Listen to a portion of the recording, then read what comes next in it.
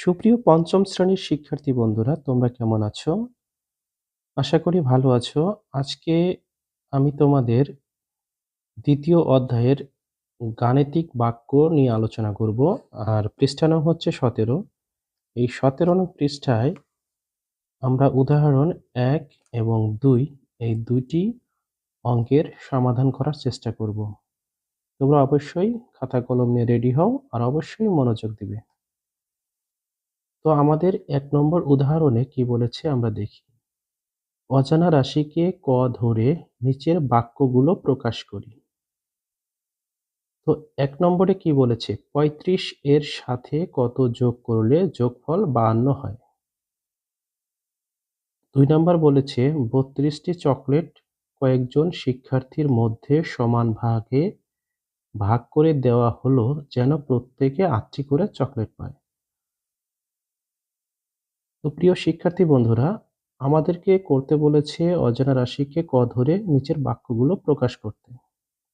অর্থাৎ আমাদের গাণিতিক বাক্য লিখতে হবে। তাহলে আমাদের অজানা রাশিটি কি? ক। তাহলে ৩৫ এর সাথে কত যোগ করলে ৫২ হবে? তাহলে সিম্পল বিষয়, অবশ্যই তোমরা ধরে ফেলেছো। তাহলে আমরা এটা লিখে ফেলি। তাহলে গাণিতিক বাক্যটি হবে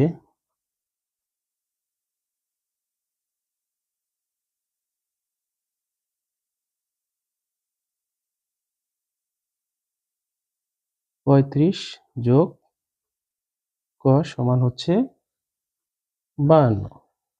তো ব্যাস, আমাদের ১ নম্বরের কাজ শেষ। এখন আমরা ২ নাম্বারটি করব। ২ নম্বরে কি বলেছে? ৩২ টি চকলেট কয়েকজন শিক্ষার্থীর মধ্যে সমানভাবে ভাগ করে দেওয়া হলো যেন প্রত্যেকে ৮টি করে চকলেট পায়। তাহলে এখানে শিক্ষার্থীর সংখ্যা কত?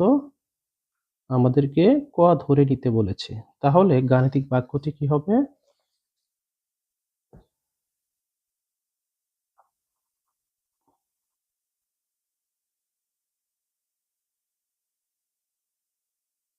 বত্রিশ ভাগ হচ্ছে ক সমান ৮।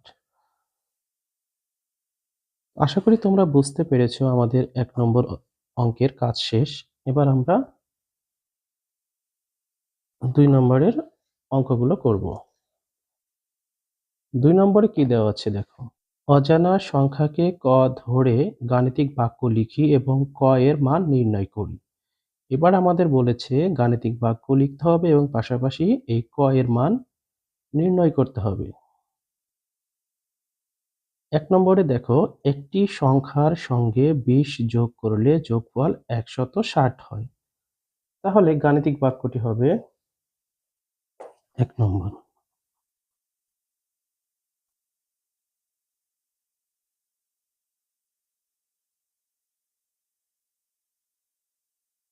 তাহলে ক যোগ ২০ সমান হচ্ছে ১৬০। তাহলে আমরা এখান থেকে আমাদের কি করতে হবে? ক এর মান বের করতে হবে। কিভাবে বের করব? তাহলে আমরা আবার লিখব ক যোগ ২০ সমান হচ্ছে ১৬০। এখানে বা দিতে হবে। বা ক সমান ১৬০। এই ২০ কি হবে? সমানের ডান পাশে চলে আসবে।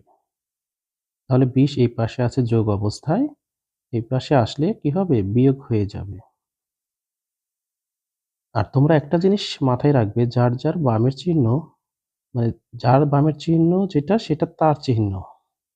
তো এখানে ২০ যোগ আছে, ডান পাশে গেলে কি হবে? বিয়োগ হবে। এখানে যদি বিয়োগ থাকতো, ডান পাশে গিয়ে যোগ হয়ে যেত। তাহলে বা ক সমান বিয়োগ করে ফেলি। ০, ৬ থেকে ২ গেলে ৪, ১। তাহলে কি ক এর মান ১৪০। এটাই হচ্ছে কি উত্তর।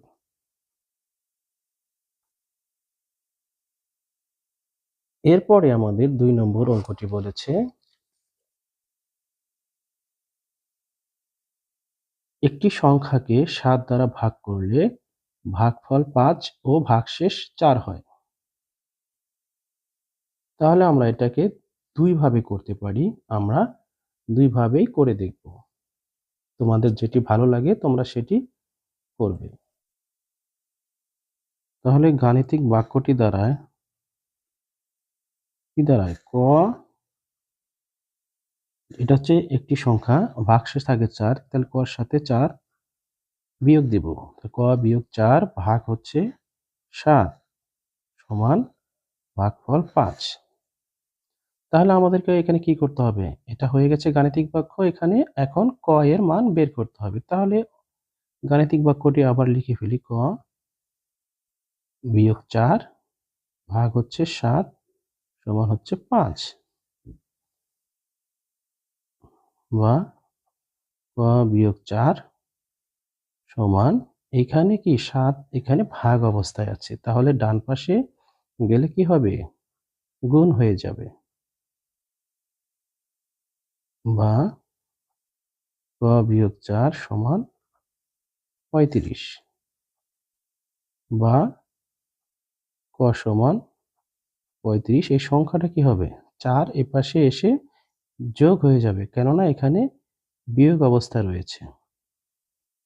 তাহলে অতএব ক সমান 35 আর 4 যোগ করলে 39 হয়। তাহলে কি ক এর মান কত? তাহলে আমরা লিখব উত্তর ক এর মান 39। তো সুপ্রিয় শিক্ষার্থী বন্ধুরা, এই অঙ্কটি আমরা আরেকভাবে করে দেখব। তোমরা যেটি ভালো লাগে তোমরা সেটি করবে। এখানে বলেছে একটি সংখ্যাকে 7 দ্বারা ভাগ করলে ভাগফল 5 ও ভাগশেষ 4 হয়। তাহলে এখানে আসলে কি নেই? এখানে ক বলতে কি বুঝাইছে? ভাজ্য বুঝাইছে। তাহলে আমরা ভাজ্য সমান কি জানি তো? ভাজ্য সমান, আমরা জানি ভাজ্য সমান ভাজক গুণ ভাগফল যোগ ভাগশেষ। তাহলে গাণিতিক বাক্য কি দাঁড়াবে? অতএব গাণিতিক বাক্য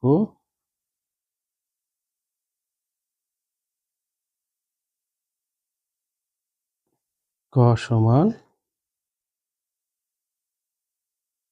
7 গুণ 5 যোগ 4। তো এখন আমরা ক এর মান নির্ণয় করব। তাহলে আমরা এখন ক এর মান নির্ণয় করি। এখন ক সমান 7 গুণ 5 যোগ 4 সমান 5 সাথে 35 যোগ 4 সমান হচ্ছে 39। তো আমরা এখন কি লিখব? অতএব ক এর মান 39, উত্তর 39। তো আশা করি তোমরা দুই নিয়মই বুঝতে পেরেছ। তো আজকে 17 পৃষ্ঠার এই পর্যন্তই। পরবর্তী ভিডিও নিয়ে আসবো 18 পৃষ্ঠায়।